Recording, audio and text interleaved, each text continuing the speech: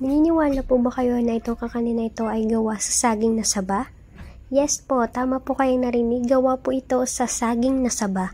Kaya hello po, for today's video ay gagawa na naman tayo ng kakanin na gawa sa saging na saba at 9 na peraso lang po ang nagamit natin dyan na saging na saba. Pwede nyo rin gamitin yung overripe at yan binaltan na natin at ang susunod na gagawin natin ay imamash lang natin yan isa-isa gamit ang tinidor. Kung gusto nyo naman gamitin ang blender para mas mabilis at mas pino ay pwede rin naman. Make sure lang guys na talagang mas okay yung pag-mash nyo para hindi siya buo-buo. At ang sunod ay sa isang bowl ay maglagay tayo ng 4 tablespoon ng cornstarch. Ayan, pagpasensya nyo na yung kamay ko. At ayan, nilagyan lang natin yan ng 1 cup ng tubig. Haluin lang natin, tunawin at iset aside. And then sa isang kawali ay maglagay tayo ng 1 tasang tubig ulit. And then 3/4 cup ng brown sugar. Ayan, haluin lang natin ito para matunaw.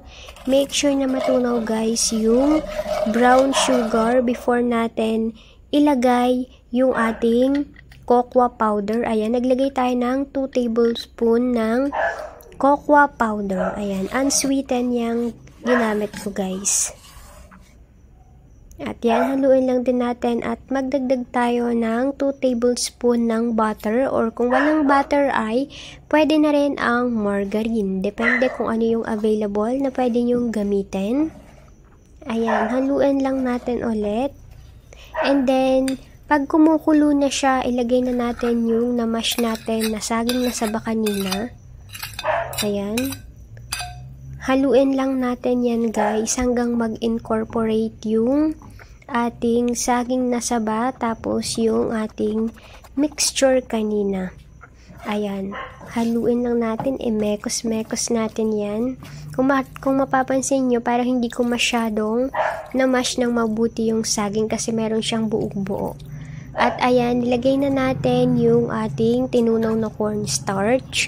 Huwag nyo munang ilagay lahat guys ha. Gradually lang yung paglalagay nyo nung tinunaw na cornstarch. Para hindi kayo mahirapan na maghalo. At ayan, isunod na natin yung natitira pang tinunaw na cornstarch. At halu-haluin lang natin yan ng mabuti.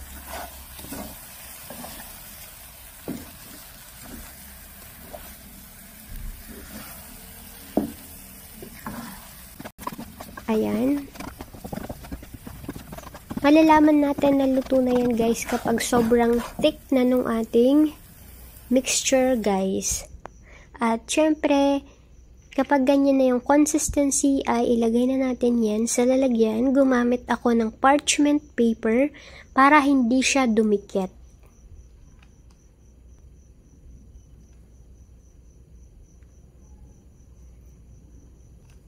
Ayan, ilagay na lang natin lahat at syempre i-flatten natin yan at hayaan natin yang lumamig.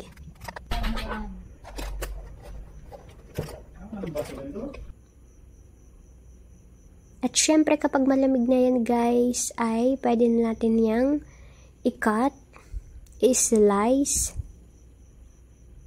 Ayan, pwede itong pang merienda guys. Pwede din kayong gumamit ng any toppings na gusto nyo. Pwedeng mani, pwedeng cheese, pwedeng chocolate drizzle. Ayan. Pwede yan guys. Nasa sa inyo na lang kung ano yung gusto nyong i-toppings dito sa ating dessert. Ayan yung itsura niya. O, diba? Mukha siyang brownies na gawa sa saging na saba.